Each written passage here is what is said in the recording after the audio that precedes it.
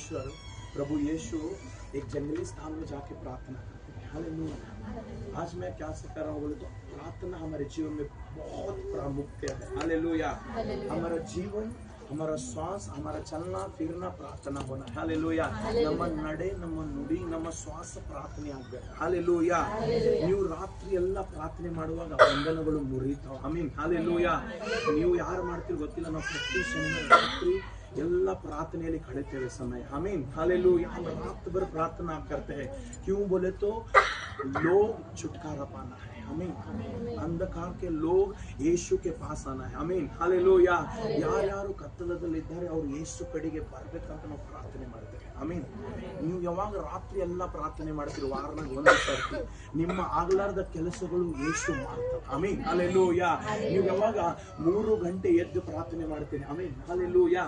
कितने जने 3 बजे उठते हैं? हम ಎಷ್ಟು ಜನ ಹೇಳ್ತಿರ್ಬೋದು? ಯಪ್ಪ ನೀವೇನು ಹೇಳ್ತಿರ್ವಪ್ಪ, ಹತ್ತಿರ ತನಕ ಆಮೀನ್। ಇಲ್ಲಿ ಏನ್ ಬರೆಯಲ್ಪಟ್ಟಿದೆ, ಯೇಸು ಇನ್ನು ಮುಗ್ಬಿರುವಾಗಲೂ ಅಡಿಗೆ ಸ್ಥಳದಲ್ಲಿ ಹೋಗಿ ಪ್ರಾರ್ಥನೆ ಮಾಡ್ತೀವಿ। ನಾವು ಇವತ್ತು ಪ್ರಾರ್ಥನೆಗೆ ಪ್ರಾಮುಖ್ಯ ಕೊಡಬೇಕು ನಮ್ಮ ಜೀವಿತದಲ್ಲಿ। ಆಮೀನ್। ಹಾಗೆ ಪ್ರಾರ್ಥನೆ ಇಲ್ಲದೆ ನಾವು ಜೀವಿತ